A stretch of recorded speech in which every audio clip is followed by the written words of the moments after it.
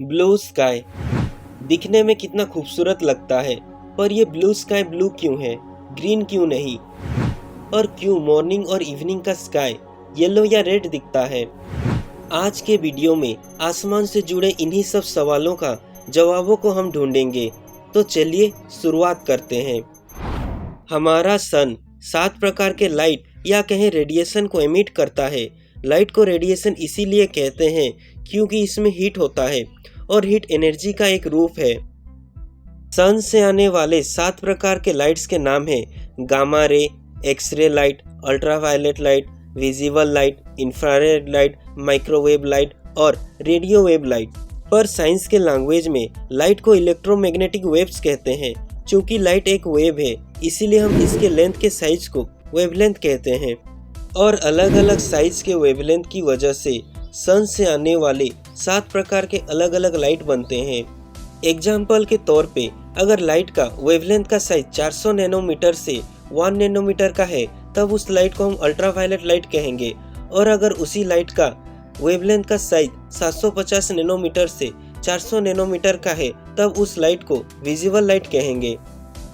जब light space में travel करके अर्थ के एटमॉस्फेयर में पहुंचता है, तब विजिबल लाइट ही अकेला अर्थ के सरफेस तक पहुंच पाता है और बाकी का 6 प्रकार का लाइट एटमॉस्फेयर की वजह से कुछ लाइट कम्प्लीटली ब्लॉक हो जाते हैं और कुछ पार्शियली ब्लॉक हो जाते हैं। जैसे कि बताया गया है, ओजोन लेयर की वजह से यूवी लाइट अर्थ के सरफेस तक नहीं पहुंचता है, पर कुछ केसेस में ये अर्थ सरफेस तक पहुंच जाता है। अब हम हमारे उस सवाल पर लौटते हैं कि क्यों स्काई ब्लू दिखता है, और इस चीज का जवाब है रेली स्कैटरिंग इफेक्ट। रेली एक साइंटिस्ट थे और उनका ये कहना था कि स्कैटरिंग लाइट का जो इंटेंसिटी होता है वो इन्वर्सली प्रोपोर्शनल होता है वेवलेंथ के 4th पावर से। नहीं समझे ना, मैं समझाता हूँ।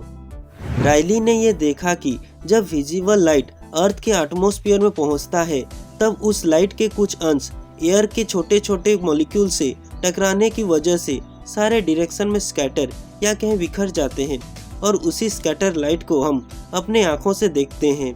विजिबल लाइट असल में वाइट कलर का है और ये हमारे रेनबो वाले 7 रंगों का मिश्रण है, और इसके हर एक कलर का वेवलेंथ एक दूसरे से अलग है। तो हमारा जो लाइट का स्कैटरिंग इफेक्ट है या कहें लाइट का जो बिखरना है, वो 2 चीज़ों पर निर्भर करता है। पहला, लाइट को स्कैटरिंग होने के लिए एटमॉस्फेयर में कितना ज़्यादा एयर मॉलिक्यूल है, मतलब जितना ज़्यादा एयर मॉलिक्यूल्स उतना ही बड़ा एटमॉस्फेयर और उतना ही ज़्यादा लाइट का बिखरना। और दूसरा है, कोई लाइट का जितना ज़्यादा वेवलेंथ छोटा होता है, वो उतना ही एयर मॉलिक्यूल के साथ टकराने के बाद स्कैटरिंग होता है या कहीं बिखर जाता है। जैसे विजिबल लाइट के छोटे वेवलेंथ वाले लाइट जैसे वायलेट, इंडिगो और ब्लू लाइट, ये लाइट्स बड़े वेवलेंथ वाले ऑरेंज और रेड लाइट से ज़्यादा बिखरते हैं। और यही वजह होता है जिससे स्काई डे टाइम में ऑरेंज या रेड की बजाय ब्लू दिखता है। अब इस चीज़ को और डिटेल में समझते हैं। सन से 7 प्रकार के लाइट्स आते हैं, पर विजिबल लाइट ही अकेला एटमॉस्फेयर में आकर एयर मॉलिक्यूल के साथ टकराने के बाद स्कैटरिंग इफेक्ट को पूरा करता है। और ब्लू लाइट का वेवलेंथ छोटा होने के कारण ये बाकी के बड़े वेवलेंथ वाले लाइट जैसे ग्रीन, येलो, ऑरेंज और रेड लाइट के कंपेयर में आसमान में ज़्यादा बिखरता है। और ब्लू लाइट का ज़्यादा बिखरने की वजह से डे टाइम में आसमान ब्लू दिखता है। एक चीज़ को ध्यान देते हैं, जैसे इस डायग्राम में बताया गया है, ब्लू लाइट से भी छोटे वेवलेंथ के लाइट हैं जैसे इंडिगो और वायलेट। लेकिन एक्चुअल में फिजिक्स के नियम के हिसाब से वायलेट लाइट को ज़्यादा आसमान में बिखरना चाहिए और आसमान को वायलेट या कहें बैंगनी कलर का होना चाहिए, पर ऐसा नहीं होता है। ऐसा क्यों? क्योंकि सन से आने वाला हर एक लाइट का एक समान कॉन्सेंट्रेशन नहीं होता है, वो किसी में ज़्यादा तो किसी में कम होता है।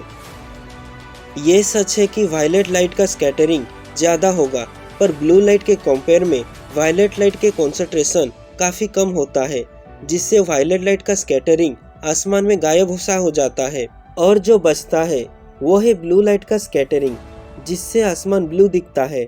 पर मॉर्निंग और इवनिंग के स्काई में स्काई येलो रेड क्यों दिखता है?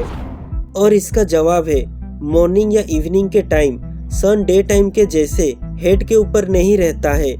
इसके बजाय वो होराइजन से ठीक थोड़ा ऊपर होता है, जिससे ब्लू लाइट का स्कैटरिंग होने के बावजूद वो लाइट हम तक नहीं पहुंच पाता है, क्योंकि ब्लू लाइट का वेवलेंथ का साइज छोटा होता है और ये हम तक नहीं पहुंच पाता है।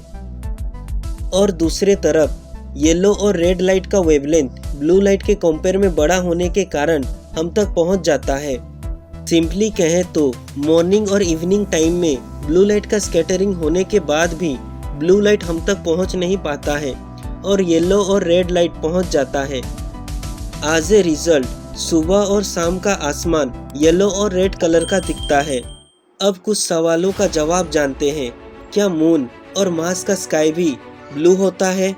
मून में एटमॉस्फेयर नहीं होता है, जिससे लाइट का स्कैटरिंग भी नहीं होता है और वहाँ का आसमान हमेशा ब्लैक होता है।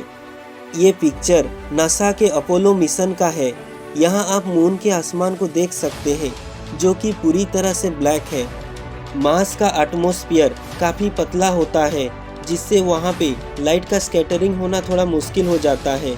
फिर भी वहाँ का स्काई थोड़ा रेड ब्राउन कलर का दिखता है और इसका वजह है मार्स के एटमॉस्फेयर में आयरन ऑक्साइड के डस्ट बिखरे पड़े हैं, इसीलिए वहाँ का आसमान रेड ब्राउन कलर का दिखता है।